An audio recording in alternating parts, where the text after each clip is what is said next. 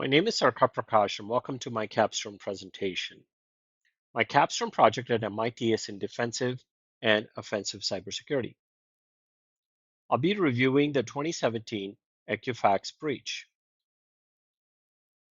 I will be covering 7 key topics: summary, breach timelines, organizational and governance issues at Equifax that contributed to this breach, major root causes, what should have been done differently, how to protect these types of environments, including NIST CSF framework, defensive security framework covering defense in depth principles, and the recommended offensive security framework. Finally, the lessons learned. The Equifax breach began around May of 2017, though the initial entry might have been as early as March of that year. 143 million personally identifiable information of Americans were breached, including names, addresses, phone numbers. Another 693,000 records of UK citizens were breached. The key data exfiltration took place over 76 days.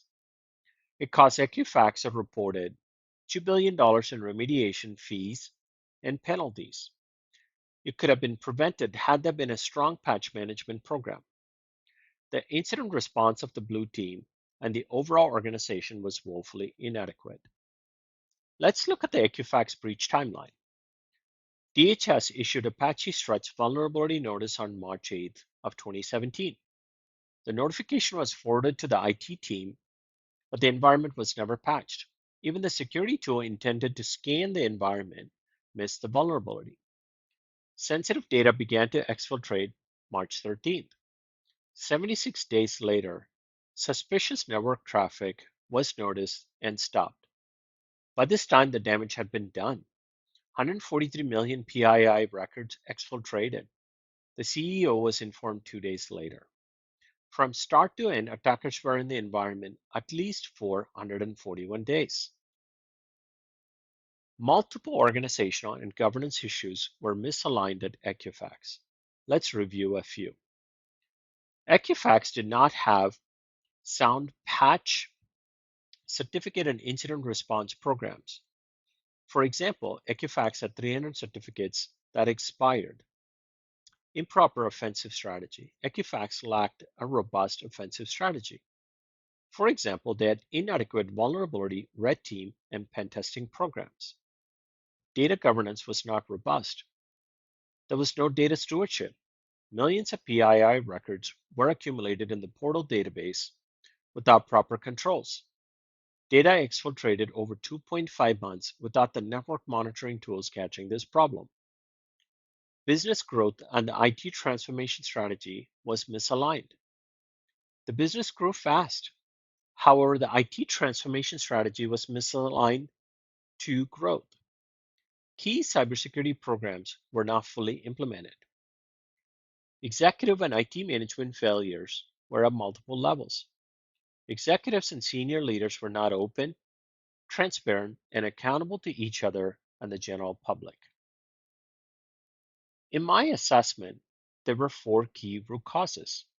Apache Struts on the web portal was not patched. Network encryption certificate expired. Network monitoring tools did not adequately monitor and stop data exfiltration. Data monitoring did not foil a random set of 9,000 plus queries used to exfiltrate data. What should have been done differently? Well, hindsight is always 2020. We should still look for opportunities to learn from these enterprise level mistakes.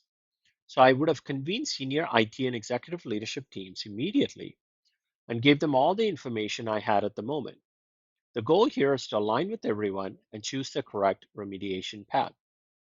Set up twice daily meetings to plan, execute, and communicate.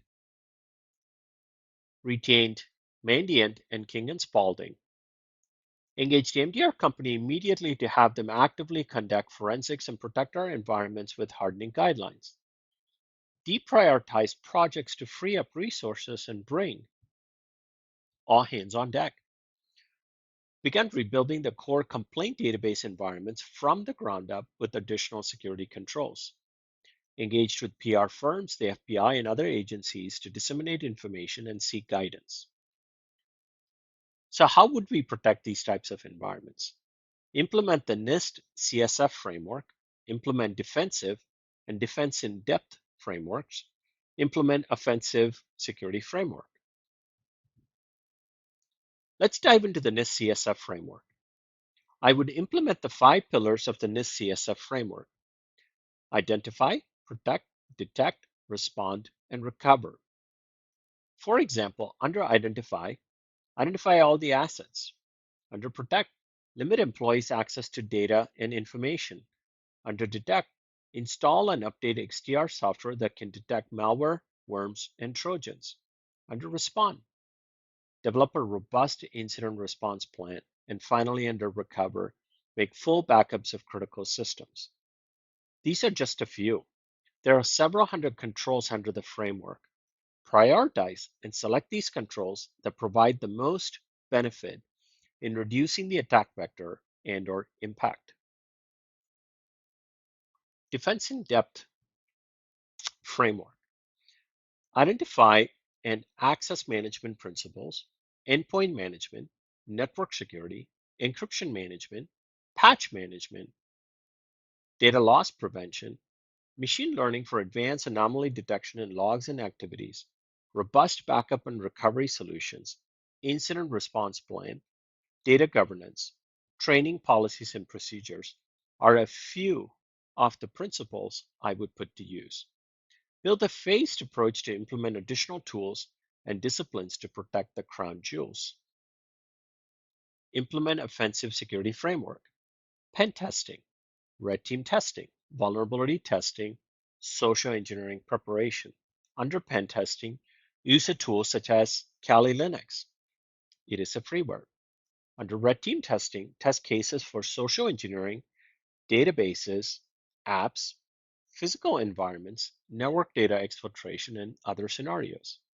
Under vulnerability testing, implement tools like Rapid7. Under social engineering preparation, use social engineering toolkits to test employee cybersecurity behaviors. There are various lessons learned, including deploying comprehensive defensive and offensive security controls. At a minimum, implement key controls such as vulnerability management, patching, identity access management, pen tests, red teams, certificate management, network monitoring, data governance. Remember the human components of cybersecurity. Implement training, policies, and procedures applicable to your organization and sector. Finally, be open and transparent with your customers if there is a breach. Thank you so much for your time.